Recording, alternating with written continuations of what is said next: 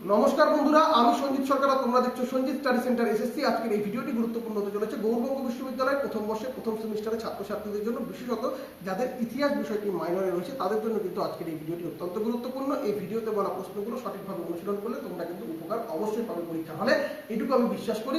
বেশি দেরি করবো না, সরাসরি মূল ভিডিওতে প্রবেশ করবো। ভিডিওটি ভালো লেগে থাকলে অবশ্যই লাইক করো, কমেন্ট করে তোমরা তোমাদের মতামত জানিও, বন্ধুদের মধ্যে শেয়ার করো।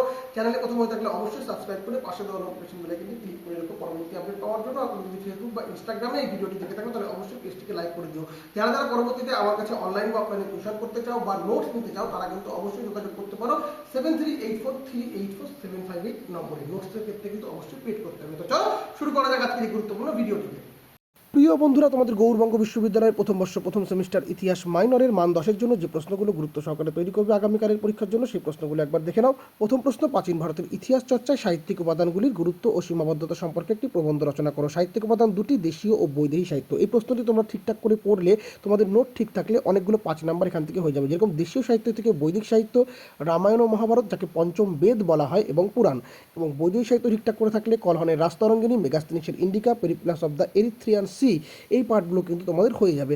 2 নম্বর প্রশ্ন, মধ্যপ্রস্তর যুগের মূল বৈশিষ্ট্যগুলি আলোচনা করো। এই যুগের মানুষের জীবনযাত্রা ও গুহাচিত্রের গুরুত্ব লেখো। এই প্রশ্নটি পড়লে তোমাদের ক্ষুদ্রাশ্মীয় বা মাইক্রোলিথিক হাতিয়ার বা মাইক্রোলিথিক যুগের বৈশিষ্ট্য, গুহাচিত্র, ভীমবেটকা গুহাচিত্র যদিও প্রয়োজন নেই, গত বছর চলে এসেছে। 3 নম্বর প্রশ্ন, ঋগ্বৈদিক সমাজে নারীদের অবস্থা বা মর্যাদা কেমন ছিল, পরবর্তী বৈদিক যুগে তাতে কি পরিবর্তন হয়েছিল। প্রশ্নটা নানাভাবে ঘুরিয়ে আসতে পারে, শুধুমাত্র ঋগ্বৈদিক সমাজে নারীদের অবস্থাও কিন্তু বলতে পারে। এই প্রশ্নটি পড়লে তোমাদের ঋগ্বৈদিক সমাজে নারী বা পরবর্তী বৈদিক সমাজে নারীর অবস্থান, তাদের তুলনামূলক আলোচনা, এই প্রশ্নগুলো কিন্তু 5-এর জন্য হয়ে যাবে। 4 নম্বর, সিন্ধু বা হরপ্পা সভ্যতার নগর অবক্ষয়ের বা পতনের বা অবলুপ্তির বা ধ্বংসের কারণগুলি আলোচনা করো। খুবই গুরুত্বপূর্ণ প্রশ্ন।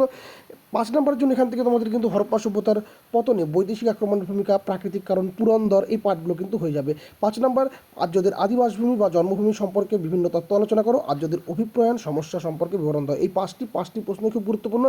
আশা করছি এই 5টি থেকে তোমরা কিন্তু বেশিরভাগ প্রশ্ন কমন পেয়ে যেতে পারো। তবুও তোমাদের বেশ কিছু প্রশ্ন পড়তে হবে, সেগুলো দেখে নাও। 6 নম্বর, সিন্ধু সভ্যতাকে হরপ্পা সভ্যতা বলা হয় কেন, হরপ্পা সভ্যতাকে কেন তাম্রপ্রস্তর যুগের সভ্যতা বলা হয়, এই সভ্যতার মানুষের সামাজিক ও অর্থনৈতিক বা আর্থসামাজিক এবং রাজনৈতিক ও ধর্মীয় জীবনের বর্ণনা দাও। এই প্রশ্নটা পড়লে তোমাদের সিন্ধু সভ্যতার অধিকাংশ প্রশ্নই হয়ে যাবে। যেরকম হরপ্পা সভ্যতার প্রাচীনতা বা কালানুক্রম, হরপ্পা সভ্যতার বিস্তৃতি, হরপ্পার অধিবাসীদের খাদ্য, কৃষি, ধর্মীয় বিশ্বাস, প্রধান শিল্প ও ধাতুর ব্যবহার, অন্ত্যেষ্টি বা পরলৌকিক ক্রিয়া, পুরোহিত রাজা, এই পাঠগুলো তোমাদের কিন্তু অনেকাংশে হয়ে যাবে। 7 নম্বর, সিন্ধু বা হরপ্পা সভ্যতার স্রষ্টা বা নির্মাতা সম্পর্কে আলোচনা করো। 8 নম্বর, সিন্ধু বা হরপ্পা সভ্যতার সাংস্কৃতিক বৈশিষ্ট্য বা নগর পরিকল্পনা সম্পর্কে আলোচনা করো। হরপ্পা সভ্যতার বাণিজ্যের অভ্যন্তরীণ ও বৈদেশিক বিবরণ দাও। যদিও এটা 5 নম্বর গত বছর চলে এসেছে। পরবর্তী প্রশ্ন তোমরা পড়বে যেটি, প্রাচীন ভারতের ইতিহাসের বিবর্তনে ভৌগোলিক উপাদানের কারণগুলি ও প্রধান যোগাযোগের পথগুলির বিকাশের উল্লেখ করো। এই নোটটা কিন্তু বেশ কিছু প্রশ্ন যেরকম পয়েন্ট যেরকম রয়েছে, হিমালয় ও বিন্ধ্য পর্বত, শুধুমাত্র বলতে পারে প্রাচীন ভারতের ইতিহাসে হিমালয় দান সম্বন্ধে আলোচনা করো, এরকম প্রশ্ন কিন্তু দিতে পারে। বিন্ধ্য পর্বত, নদ নদী ও সমুদ্র, সমভূমি, মরুভূমি, গিরিপথ, খাইবার বোলান, উত্তরাপথ, দক্ষিণাপথ, এই সমস্ত 5 নম্বরের প্রশ্নগুলো কিন্তু হয়ে যাবে। 10 নম্বর, প্রাচীন প্রস্তর যুগের বৈশিষ্ট্য বা জীবনযাত্রা সম্পর্কে আলোচনা করো। পুরা প্রস্তর যুগীয় সংস্কৃতির যন্ত্রপাতির বিবর্তনের উপর একটি প্রবন্ধ লেখো। এখান থেকে পড়লে তোমাদের কিন্তু প্রস্তর যুগ সম্বন্ধে টিকা হয়ে যাবে, প্রাচীন প্রস্তর যুগের জীবনযাত্রা বা বৈশিষ্ট্য হয়ে যাবে, প্রস্তর যুগ বলতে কী বোঝো এটা হয়ে যাবে। এরকম প্রশ্ন বলতে পারে, প্রস্তর যুগ বলতে কী বোঝো, কয়টি ভাগে বিভক্ত করা যায়, প্রত্যেকটি ভাগ সম্পর্কে আলোচনা করো বা যে কোনো একটি ভাগ সম্বন্ধে বিবরণ দাও। এইভাবে প্রশ্ন কিন্তু হতে পারে। এইবার যে প্রশ্নগুলো আছে এগুলো একটু অতিরিক্ত হিসাবে তোমরা পারলে একটু দেখে যেও। হরপ্পা সভ্যতার বিভিন্ন কেন্দ্র সম্পর্কে আলোচনা করো। যেরকম হরপ্পার মেন যে কেন্দ্রগুলো, হরপ্পা, মহেঞ্জোদারো, লোথাল, ধোলাবিরা, কালীবঙ্গান, রাখিগ্রহী, এই পার্টগুলো ভালো করে দেখতে হবে। বাকিগুলো জাস্ট চোখের দেখা দেখতে হবে, দরকার নেই। যদিও প্রথম যে 5টি বললাম এটা ভালো করে দেখো। 12 নম্বর, প্রাচীন ভারতের প্রথম নগরায়ন হিসাবে হরপ্পা সভ্যতার নগর পরিকল্পনার প্রধান বৈশিষ্ট্যগুলি আলোচনা করো।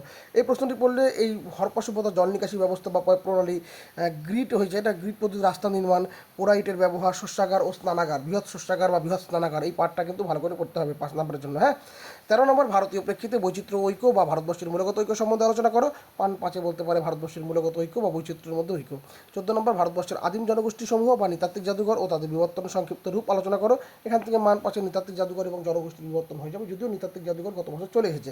তাই যে কটি প্রশ্ন বললাম এই কটি প্রশ্ন খুব ভালো করে পড়ো, তার মধ্যে প্রথম 10টিকে খুব গুরুত্ব সহকারে দেখে যাও, তাহলে তোমরা অনেকটাই উপকার পাবে। বুঝতে পেরেছো? এবার 5 নম্বরের প্রশ্নগুলো দেখে নাও। যেগুলো বড় প্রশ্নের মধ্যে 5 নম্বর বলেছি সেগুলো কিন্তু আমি বলছি না, সেগুলো বাদ দিয়ে কয়েকটি প্রশ্ন এবং বড় প্রশ্নের সঙ্গে যুক্ত কয়েকটি প্রশ্ন তোমাদের সামনে আমি তুলে ধরছি। দেখো তোমরা দেখবে সপ্তসিন্ধু অঞ্চল, মেগাস্তেনিসের ইন্ডিকা, প্রাক ইতিহাস বা প্রাগ ঐতিহাসিক যুগ, প্রায় ইতিহাস খুবই গুরুত্বপূর্ণ আগামীকালের পরীক্ষার জন্য। মেহেরগড় সভ্যতা, হরপ্পা সভ্যতা, জল নিকাশি ব্যবস্থা, চতুরাশ্রম প্রথা, বর্ণ ব্যবস্থা, বৈদিক যুগের গোধন, বৈদিক যুগের রাজন, অনুলোম ও প্রতিলোম বিবাহ, এই প্রশ্নগুলো গুরুত্বপূর্ণ রয়েছে।